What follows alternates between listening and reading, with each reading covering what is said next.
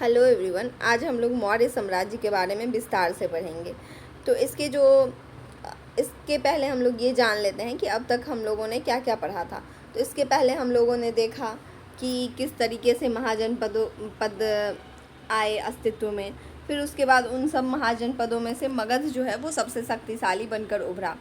और मगध के बाद फिर हम लोगों ने मगध में 4 वंश के बारे में पढ़ा।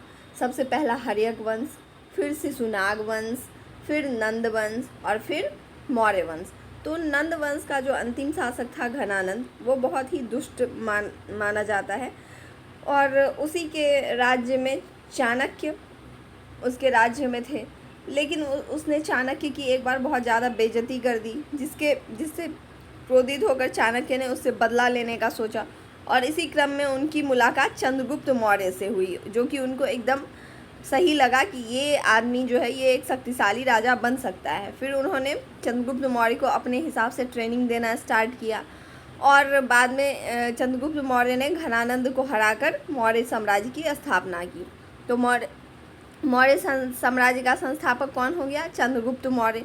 इनका जन्म 345 ईसा पूर्व में हुआ और मृत्यु 298 ईसा पूर्व में हुई। मृत्यु जो है इनकी वो उपवास के द्वारा हुई थी। श्रवण बेलगोला नाम के स्थान पर उपवास के द्वारा इनकी मृत्यु हुई। ये जैन धर्म के मानने वाले थे और जैन धर्म में लास्ट में इन्होंने संन्यास टाइप का ले लिया था और उसी के क्रम में इनकी मृत्यु हुई।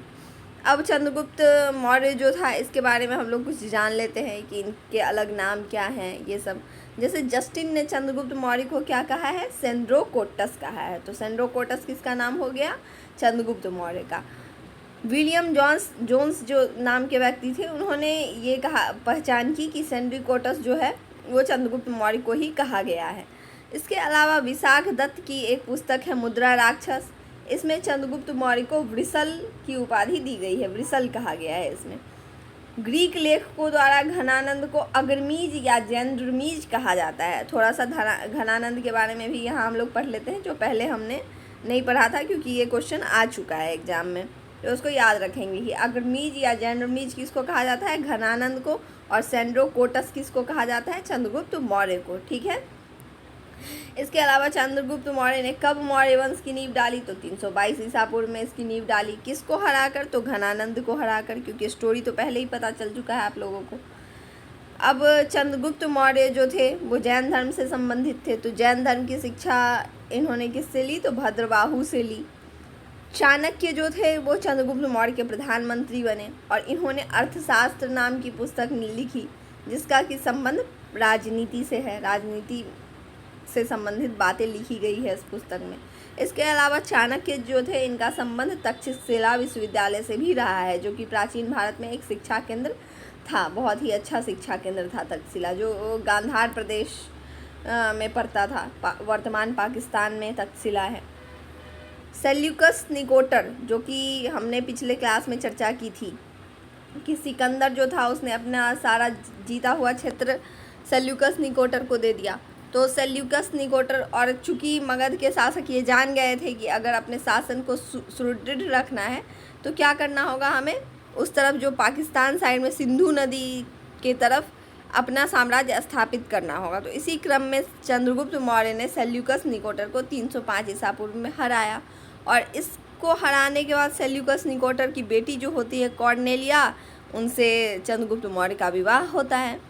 और सेल्यूकस निकोटर ने बाद में मेगास्थनीज नाम के व्यक्ति को अपना राजदूत बनाकर चंद्रगुप्त मौर्य के दरबार में भेजा। तो ये बहुत बार पूछा जाता है, इसको याद रखेंगे कि चंद्रगुप्त मौर्य के दरबार में राजदूत बनकर कौन आया था? तो मेगास्थनीज। और मेगास्थनीज की पुस्तक ही है इंडिका, जिसमें मौर्य वंश से संबंधित बहुत जानकारियाँ हमें मिलती हैं कि किस तरीके का उनका शासन होता था। कहा तो ऐसा भी जाता है कि जब चंद्रगुप्त जब कहीं भी जाते थे तो उनके चारों तरफ लोग पेड़ की झाड़ियाँ लेकर चलते थे, जिन पे ट्रेंड तोते होते थे। जो तोते देखते थे कि कहीं शत्रु से कहीं कुछ प्रहार तो ना कर दे कोई। और अगल बगल जो उनके बॉडीगार्ड होते थे चंद्रगुप्त मौर्य के, वो लड़कियाँ होती थी जनरली, क्योंकि हमेशा ऐसा होता है ना कि ऐसा भी हो सकता है कि कोई राजा को ही मार न दे, इसलिए चाणक्य ने लड़कियां जो थी वो उनके रक्षा में रख रखा था। और फिर और भी लोग होते थे, लेकिन ऐसा इस तरीके का वर्णन इस पुस्तक में देखने को मिला है। अब हम लोग आते हैं कि चंद्रगुप्त मौर्य का कौन हुआ उनका पुत्र और उन्होंने किस प्रकार से शासन को आगे बढ़ाया। तो उनके पुत्र का नाम था बिंदुसार। बिंबिसार हर्यक वंश का संस्थापक था और बिंदुसार जो था वो चंद्रगुप्त मौर्य का पुत्र था। तो ये याद रखना है कि मौर्य वंश से संबंधित जो था वो बिंदुसार था। और 298 ईसा पूर्व में जब चंद्रगुप्त मौर्य की मृत्यु होती है तब इन्होंने राजगद्दी संभाल ली। बिंदुसार को अमित्रघात भी कहा जाता है, जिसका अर्थ है शत्रु विनाशक। और बिंदुसार जो थे वो आजीवक संप्रदाय से थे। तो मौर्य वंश में ये बड़ा अच्छा देखने को मिला है कि चंद्रगुप्त मौर्य जैन धर्म से, बिंदुसार आजीवक संप्रदाय से, और ये जो हमारे अशोक हैं वो उन्होंने बौद्ध धर्म बाद में जाके अपना लिया था। तो आजीवक संप्रदाय से बिंदुसार संबंधित थे।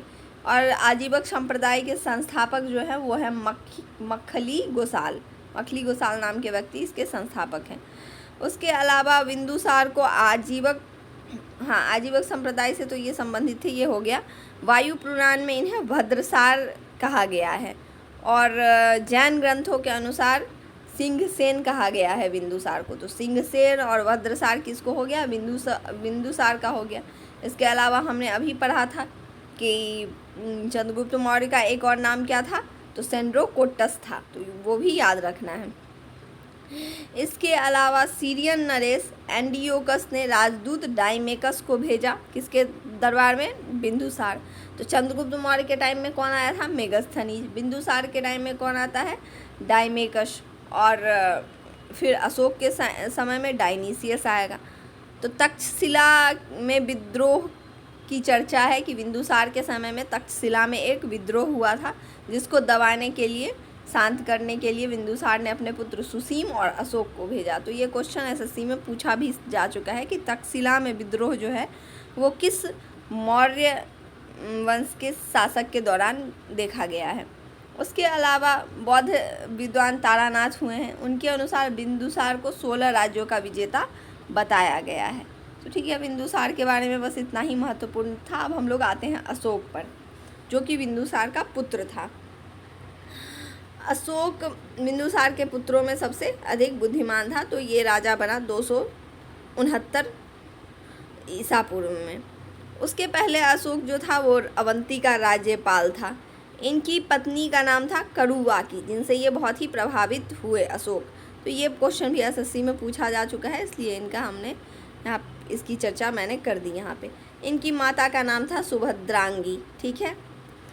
अशोक के शासनकाल का एक बहुत बड़ा महत्वपूर्ण युद्ध रहा है कलिंग का युद्ध। कलिंग जो कि वर्तमान में उड़ीसा प्रदेश जो माना जाता है। 261 ईसा पूर्व में अशोक ने कलिंग का युद्ध लड़ा और इसी युद्ध को अशोक के जीवन का टर्निंग पॉइंट कह सकते हैं, क्योंकि इसके बाद इसने बौद्ध धर्म अपना लिया। क्योंकि इस युद्ध में इतनी ज़्यादा हिंसा हुई जिससे अशोक बहुत विचलित हो गया और उसने बाद में चल के बौद्ध धर्म अपना लिया और शस्त्र का त्याग उसने कर दिया। इसके बाद कोई युद्ध अशोक ने नहीं लड़ा। तो 261 ईसा पूर्व का कलिंग का युद्ध बहुत ही महत्वपूर्ण है, इसको याद रखना है। 261 ईसा पूर्व में मिस्र के राजा फिलाडेल्फस ने डियानीसियस को राजदूत बनाकर अशोक के दरबार में भेजा। डाइमेकस किसके में आया था? बिंदुसार में। मेगस्थनीज किसके में आया था? चंद्रगुप्त में। और डियानीसियस किसके में आता है? अशोक में। तो ये याद रखना है, ये महत्वपूर्ण है। ठीक है। इसके अलावा मैंने पहले भी बताया था कि चंद्रगुप्त मौर्य जैन धर्म से, बिंदुसार आजीवक संप्रदाय और उपगुप्त ने बौद्ध धर्म की शिक्षा दी है अशोक को, क्योंकि कलिंग के युद्ध के बाद ही इसने बौद्ध धर्म को अपना लिया अशोक ने आजीवकों के लिए, जो कि इनके पिता जिस धर्म में मानते थे, उनके लिए बराबर की पहाड़ियों में 4 गुफाओं का निर्माण करवाया, जिनका नाम है कर्ज, चौपार, सुदामा तथा विश्व झोपड़ी। तो ये याद रखना है। इसके अलावा अशोक ने स्तंभ लेख, शिलालेख ये सब जारी किए, जिसके बारे में हम लोग कल पढ़ेंगे, क्योंकि वो साहित्यिक स्रोत भी पढ़ेंगे कल, और ये भी पढ़ेंगे कि शिलालेख वगैरह अशोक का किस टाइप का रहा, किस शिलालेख में क्या बात की गई है, क्योंकि इससे भी प्रश्न पूछे जाते हैं। तो 7वें स्तंभ लेख में अशोक के आजीवक संप्रदाय का उल्लेख है।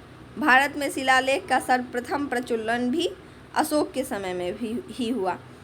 शिलालेखों में ब्राह्मी, खरोष्टरी, ग्रीक और अरमाइक लिपि का प्रयोग हुआ है। तो इसमें अरमाइक लिपि जो है वो कहाँ देखी जाती है? अफ़गानिस्तान में। वहाँ तक अशोक ने अपने शिलालेख स्थापित किए, या उस तरफ तक कह सकते हैं कि उनका साम्राज्य विस्तार था। खरोष्टी लिपि उत्तर पश्चिम पाकिस्तान में देखी जाती है, जिसमें कि दाएं से बाएं लिखा जाता है, अर्थात इस तरफ से इस तरफ। शेष भारत में ब्राह्मी लिपि, अपने भारत में ब्राह्मी लिपि देखी जाती है। अशोक के शिलालेखों की खोज किसने की 1750 ईस्वी में? तो पादेत्री फैंथलर ने इसकी खोज की। और अशोक के अभिलेख को पढ़ने में सर्वप्रथम सफलता प्राप्त हुई है जेम्स प्रिंसेप को। ठीक है, तो इस तरीके से हम लोगों ने चंद्रगुप्त मौर्य, बिंदुसार और अशोक तीनों के बारे में देखा। इसमें 3 ही राजा जो हुए हैं वो महत्वपूर्ण हुए हैं। अशोक के कार्यकाल के बारे में और जानकारी हम लोग अब कल के क्लास में देखेंगे। बाकी आज के क्लास में हम लोग इतना ही रखते हैं।